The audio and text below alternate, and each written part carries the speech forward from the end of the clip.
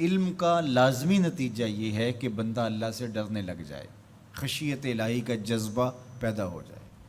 اور اگر علم حاصل کرنے کے باوجود بھی خشیت الہی پیدا نہیں ہوئی تو وہ علم نافع نہیں ہے۔ وہ علم معلومات کا ذخیرہ تو ہے، لیکن العلم نور فی قلب المومن، جو فرمایا گیا علم مومن کے سینے کا اجالا ہے، اس کے قلب کا نور ہے، اس کے باطن کی روشنی ہے۔ تو یہ وہ علم نہیں ہے جو اس کے من کا چراغاں ہو، جو اس کے اندر کی روشنی کا سبب ہو۔ تو وہ علم ہی نہیں ہے جو اللہ سے جوڑتا نہیں ہے، جو اللہ کی خشیت، اللہ کا خوف، اللہ کے احکامات پر عمل پیرا ہونے کا جذبہ نہیں دیتا ہے۔ تو کہا انما یخشی اللہ من عبادہ العلماء۔ حضرت امام غزالی علیہ رحمہ نے بڑی خوبصورت بات کی۔ آپ نے 4 مراتب بیان فرمائے۔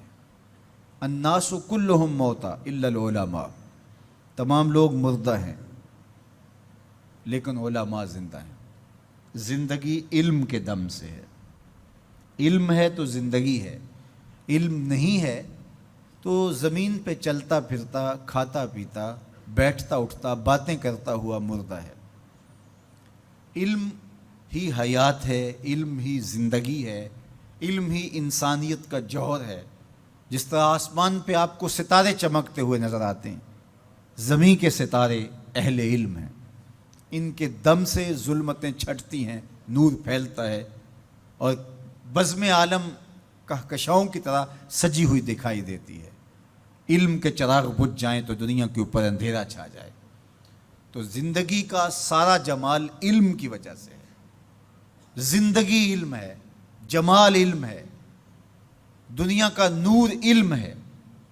سارا چراغاں، ساری کہکشائیں، سارے اجالے، ساری روشنیاں، ساری کنادیل علم اور علماء کی وجہ سے ہی ہیں۔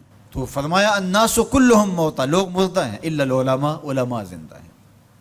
اب علماء تو خوش ہو گئے کہ ہم زندہ ہیں، طلباء بھی خوش ہو گئے کہ ہم زندگی اور نور حاصل کر رہے ہیں۔ لیکن امام غزالی نے دوسری بات کی، والعلماء کلہم نیام الا العاملین، علماء سوئے ہوئے ہیں، جاگتے وہ ہیں جو اپنے علم پہ عمل بھی کرتے۔ جو نیند ہے، النوم اخت الموت، یہ موت کی بہن ہے۔ علماء ہیں تو زندہ، لیکن اگر عمل نہیں ہے تو وہ آغوش نیند میں ہیں، زندگی سے فائدہ ہی حاصل نہیں کر رہے۔ زندگی سے فائدہ تو زندگی کی لذات سے متمتع ہونا ہے، آنکھوں سے نظارے دیکھنے ہیں، کانوں سے نغمے سننے ہیں، زبان سے ذائقے چکھنے ہیں، دوستوں سے باہم ملاقاتیں کرنی ہیں۔ تو جب بندہ زندہ ہوگا تو یہ سب کچھ ہوگا، اور اگر زندہ ہے لیکن سویا ہوا ہے، بے ہوش ہے، کومے میں پڑا ہوا ہے، تو پھر وہ یہ سب کچھ حاصل نہیں کر پاتا۔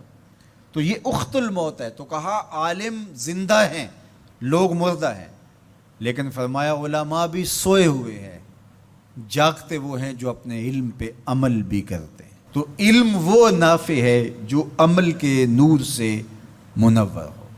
امام غزالی نے تیسری بات ارشاد فرمائی، والعاملون کلہم فی خسران الا المخلصین، سارے عمل کرنے والے بھی خسارے میں ہیں، گھاٹے میں ہیں، لیکن خسارے سے بچے وہ ہیں جو عمل محض اللہ کی رضا کے لیے کرتے ہیں۔ مخلص ہی محفوظ ہیں، ورنہ علم بھی پڑھا، اس پر عمل بھی کیا، لیکن عمل لوگوں کے دکھلاوے کے لیے تھا، عمل کسی کو خوش کرنے کے لیے تھا، استاد کے ڈر کی وجہ سے تھا، ماں باپ کو خوش کرنے کے لیے تھا، اللہ کی رضا مقصود نہیں تھی۔ تو پھر علم بھی پڑھا، عمل بھی کیا، لیکن امام غزالی فرماتے ہیں خسارہ ہے، نقصان ہے۔ والمخلصون کلہم علی خطر الا الخائفین، اور سارے مخلص بھی خطرے میں ہیں۔ جو مخلص ہیں، محض اللہ کی رضا کے لیے عمل کر رہے ہیں، وہ بھی خطرے میں ہیں، معرض خطر میں ہیں۔ کسی وقت بھی پائے استقلال میں لغزش آ سکتی ہے، ساری محنت برباد ہو سکتی ہے۔ کیتی کتری پئی کھو محمد تے سکہ بنیا زردہ۔ ہمارا تو حال یہ ہے کہ ہم بد عمل ہوں، زندگی خواہشات اور آرزوؤں کے ہجوم میں بسر کر رہے ہوں، اور جنت کے ہم ٹھیکیدار بنے ہوئے ہوتے ہیں. ہم کہتے ہیں کہ بس ہم تو سیدھے جنت میں جائیں گے. حجبت الجنت بالمکارہ وحجبت النار بالشہوات. جنت مشکلوں کے پردوں میں لپٹی ہوئی ہے اور جہنم شہوتوں کے پردوں میں لپٹی ہوئی ہے.